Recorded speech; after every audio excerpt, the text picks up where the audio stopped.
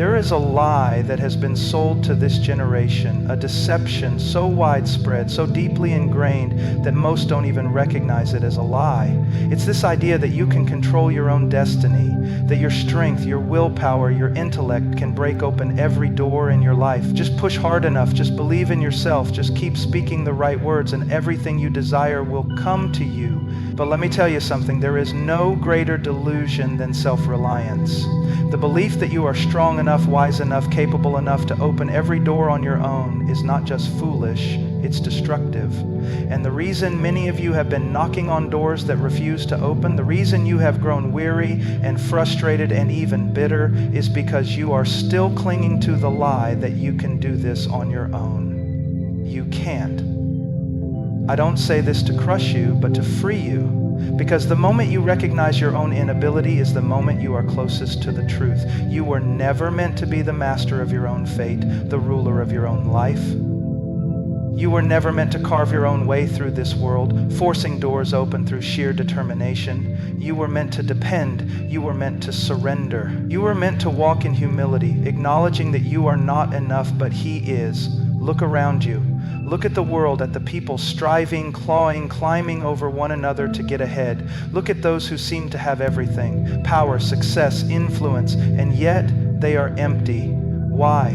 Because they have spent their lives forcing open doors that led to nothing but greater emptiness. They have built their own kingdoms, only to realize too late that they were castles made of sand, washed away by the first great storm. And here's the truth that so many refuse to accept. The doors that truly matter will never open to the proud. They will never yield to the self-sufficient, the arrogant, or those who believe they have all the answers. Because these doors were designed to break you first. They were meant to bring you to the end of yourself, to strip away your illusions of control, to make you fall to your knees and finally say, I cannot. Oh, but that is the moment everything changes.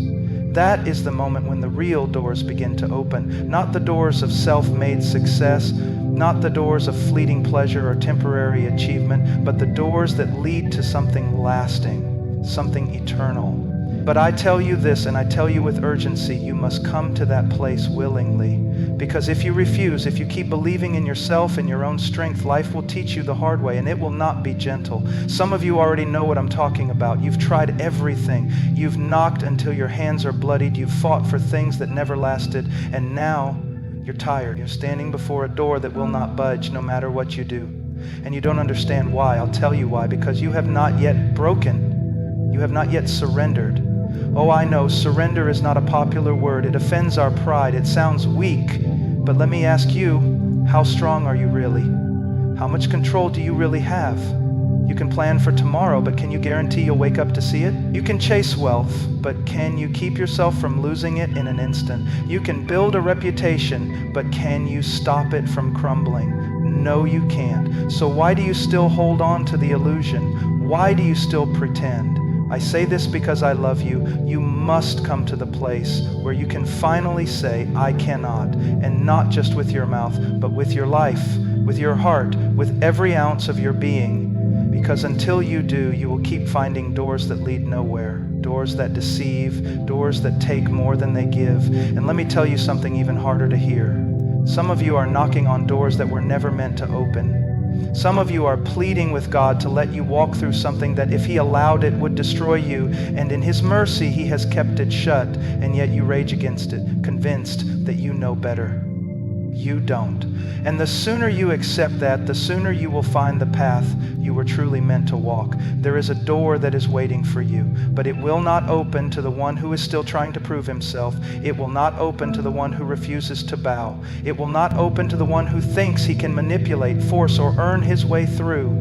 It will only open to the one who has fallen to his knees and said with everything in him, I cannot. And the moment those words are spoken, not just as an empty phrase, not as a formula, but as a cry from a heart that has been shattered and remade, that door will open. And when it does, you will understand why every other door had to remain closed. So I ask you today, are you still trying? Are you still believing in yourself? Are you still convinced that your strength is enough? Or are you ready? to surrender? Are you ready to finally let go of your pride, your control, your endless striving? Because the moment you do, that is the moment the real journey begins. There is a kind of faith that moves mountains, that shakes the very foundations of this world, that opens doors no man can shut. And then there is another kind of faith, a faith that is nothing more than a shadow, a hollow thing, a carefully crafted illusion. And the terrifying thing is that most people cannot tell the difference. Many walk through life convinced that they have faith because they know the right words, because they go through the motions, because they have learned to act the part. They have been told that if they just declare it, if they just repeat the right phrases, if they just convince themselves, then all doors will open before them. But let me tell you something. Faith is not a trick. It is not a tool to get what you want. And it is certainly not a formula that bends reality to your will. No, real faith is something entirely different. Real faith is costly. Real faith is terrifying. Real faith does not come from a man puffing up his chest, making bold declarations as if he holds the power in his own hands. Real faith comes from a man who has been broken, a man who has been brought to his knees, a man who has finally come to the end of himself and realizes that there is only one who holds the power to open the doors that matter. But the great deception of our day is that people believe words alone have power. They have been taught that if they just say the right things enough times, if they just repeat a mantra, then they can force doors open. And when the doors don't open, they become confused. They grow bitter. They start to wonder why the words aren't working. Because words alone are nothing. Do you think the walls of Jericho fell because men simply shouted? No. The walls fell because behind that shout was obedience, was surrender, was the power of the one who commanded. It was not the sound of their voices that broke the walls. It was the authority of the one who told them to march. And that is the difference between true faith and deception. True faith does not demand. True faith does not manipulate. True faith does not put on a show and expect God to perform like some kind of cosmic servant. True faith bows before him and says, "Not my will, but yours be done." True faith says, even if you don't open this door, I will trust you. Even if you don't give me what I ask for, I will still follow. Even if I must remain in this place, I know that you are still good. And that is why many never walk through the right doors. Because their faith is not faith at all. It is a demand. It is an attempt to use God rather than to trust him. It is an insistence that he must move on their terms, in their timing, for their benefit. And when he doesn't, they turn away. But hear me, the doors of God do not open for the proud. They do not open for those who see him as a means to an end. They open for those who have faith that is real. Faith that is tested, faith that is willing to wait, to endure, to trust even in silence. Some of you are waiting for a door to open, but the reason it remains closed is because your faith is still mixed with deception. You think that if you just say the right thing, if you just believe hard enough, then you can control the outcome. But faith does not control, it surrenders. And some of you are weary because you've been told that if you only had more faith, then everything in your life would fall into place. And when it hasn't, you've begun to wonder if you are the problem, if you are failing somehow, if maybe you are not strong enough. But let me tell you something that will set you free. Faith is not about how hard you believe. It is not about the strength of your conviction. It is about the one in whom your faith is placed. A man with weak faith in the right foundation is safer than a man with strong faith in the wrong one. A man who clings to a rock with trembling hands will still stand, while the man who stands boldly on sinking sand will fall. It is not the size of your faith that matters, it is the object of your faith. So stop trying to muster up faith in yourself. Stop trying to manipulate outcomes by saying all the right things. Stop treating faith as a means to get what you want and start treating it as what it truly is. Trust in the one who holds every door. Trust in the one who sees what you do not.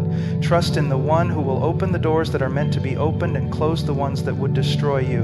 And that is the hardest part, isn't it? The closed door, the unanswered prayers, the waiting. That is where faith is proven. That is where many fall away, where they abandon what they once claimed to believe because it did not serve them in the way they expected. But those who remain, those who trust, even when there is no evidence, those who believe even when every voice tells them to walk away, those are the ones who will see the doors open, not because they demanded it, but because they surrendered to the one who knew the right time, the right place, the right path. And when that door finally opens, it will not be because of empty words, it will not be because of a ritual. It will be because faith without deception has made you ready to walk through it.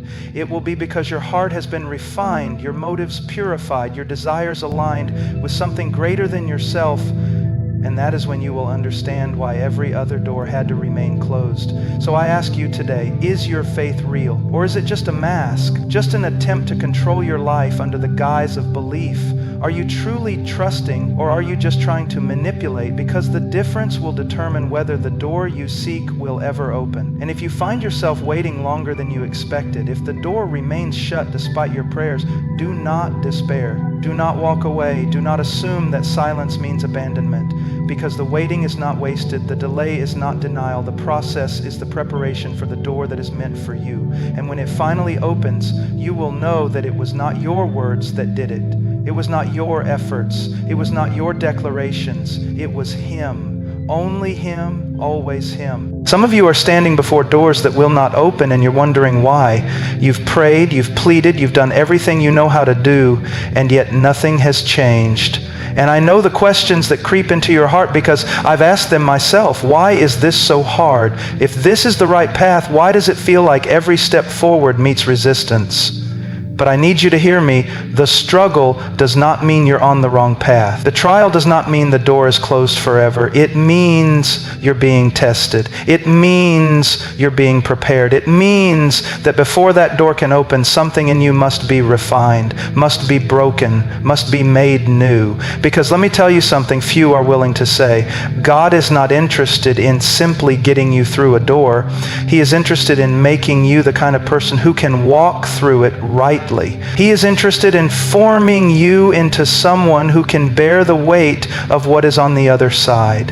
And that is why the greatest doors in your life will not open easily. They will not be handed to you because you recited the right words 3 times. They will require something deeper, something harder. They will require you to go through the fire before you reach them. And that fire is painful. It will strip you of every false confidence, every illusion of control. It will reveal things in your heart that you didn't even know were there. Pride, selfishness, fear, impurity. It will bring you face to face with the reality that you are not as strong as you thought you were, not as wise, not as ready. And for many, that's where they turn back. That's where they decide that maybe the door isn't worth it, maybe the struggle is too much, and so they settle for less. They find an easier door, one that doesn't demand so much, one that doesn't require faith, one that they can open on their own, and that is where many are deceived. Because not every open door is from God. Not every opportunity is a blessing, and some doors, once you walk through them, will lead you further from Him, further from truth, further from who you were meant to be. But for those who endure, for those who refuse to take the easy way, for those who choose to trust, even when everything in them is screaming to turn back, those are the ones who will see the right doors open at the right time. And when they do, they will not take credit for it. They will not boast that they made it happen. They will fall to their knees and know that it was only by His hand, only by His grace, only because they were willing to go through the fire and let Him do the work in them that needed to be done. But listen to me, some of you are still trying to bypass the process. You're still looking for shortcuts. You still think that if you just say the right things, just believe hard enough, just push a little more, then you can force the door open without going through the pain. But that is not how it works, because God is not just opening doors, He is opening you. He is shaping you, and He will not open the right door until the right you is ready to walk through it. And I know that is not what you want to hear. I know you want the door now, you want the answer now, you want the breakthrough now. But what if the waiting is the very thing that is making you into the person you need to be? What if the hardship is the very tool that is chiseling away everything in you that would not survive on the other side? I have seen men who walked through doors they were not ready for, men who stepped into opportunities before they were refined, men who forced their way into places that required a character they did not yet have, and it destroyed them. They collapsed under the weight of what they thought they wanted. They lost themselves because they were not willing to let the process make them into what was needed. Do not be like them. Do not let your impatience rob you of the very thing you were meant for. Do not let your stubbornness push you through doors that were not meant for you. The hardest thing you will ever do is trust when nothing makes sense. The hardest thing you will ever do is keep walking when every step feels like resistance. The hardest thing you will ever do is surrender to the fire instead of running from it. But hear me, on the other side of that fire is something greater than you could have ever imagined. And so I ask you, are you willing to endure? Are you willing to trust even when the door remains shut? Are you willing to go through the trials, through the refining, through the breaking, so that when the time comes, you will not just walk through the right door, but you will walk through it as the right person? Because when you do, you will look back and you will not regret the struggle, you will not regret the waiting, you will not regret the fire. You will fall to your knees and you will thank Him for every trial, every hardship, every moment that felt impossible. Because you will see with absolute clarity that the process was never meant to destroy you, it was meant to prepare you.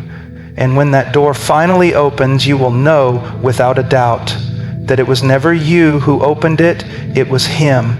Only Him, always Him. Some of you are waiting for the door to open, but you are missing the most important thing. You are so focused on the door itself, on what's behind it, on when it will open, on how long you have to wait, that you have forgotten the one who holds the key. You have forgotten that the power was never in the door. It was never in your ability to knock, to push, to strive. The power was never in the opportunity, the blessing, or the breakthrough. The power has always been in the one who opens and shuts doors according to His perfect will.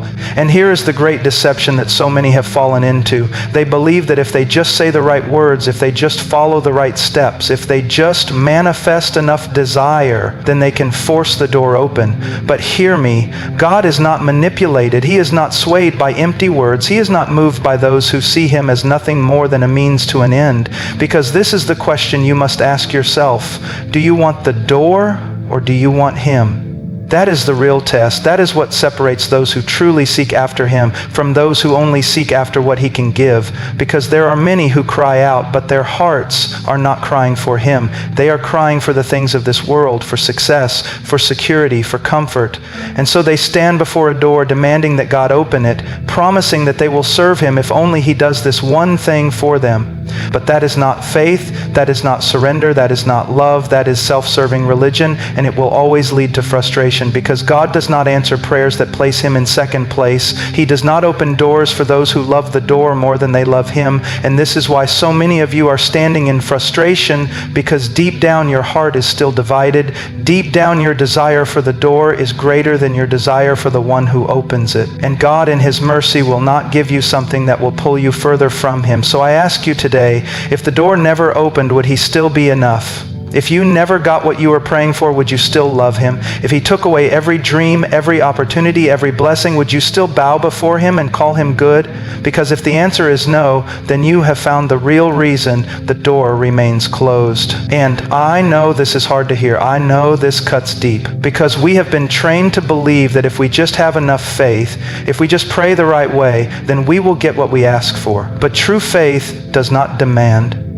True faith does not come with conditions. True faith says, even if the door never opens, I will still follow. Even if the answer is no, I will still trust. Even if the breakthrough never comes, I will still bow before Him because He alone is my portion. And that kind of faith, that kind of surrender is what opens the right doors. Because here is the truth that many do not want to face. Sometimes the doors we are asking for are not good for us. Sometimes they are distractions. Sometimes they are traps. Sometimes they will lead us away from the very thing we were created for. And because He loves us, but if you are willing to seek Him first, if you are willing to let go of your own plans, your own timeline, your own expectations, then you will see doors open that you never even knocked on. You will walk through places that you never even knew existed, because when your heart is fully His, He will lead you exactly where you are meant to be. And I know some of you are saying, but I have been seeking Him. I have been praying, I have been faithful, and still the door is closed. And I will tell you this, then the waiting is part of the answer. Then the silence is part of the refining. Then the delay is part of the preparation. Because God is never late. He is never withholding. If the door has not opened, it is because something is still being worked out, either in you or in the path ahead. But can you trust Him in the waiting? Can you love Him in the silence? Can you worship Him even when the door remains closed? Because that is what He is looking for. Not people who seek Him just to get something, but people who seek Him because He alone is everything. And when you finally reach that place, when your heart is truly surrendered, when you can say, I want you more than I want the door, then you will find that the right doors open at the right time. And when they do, you will not walk through them with pride, thinking that your own effort or words made it happen.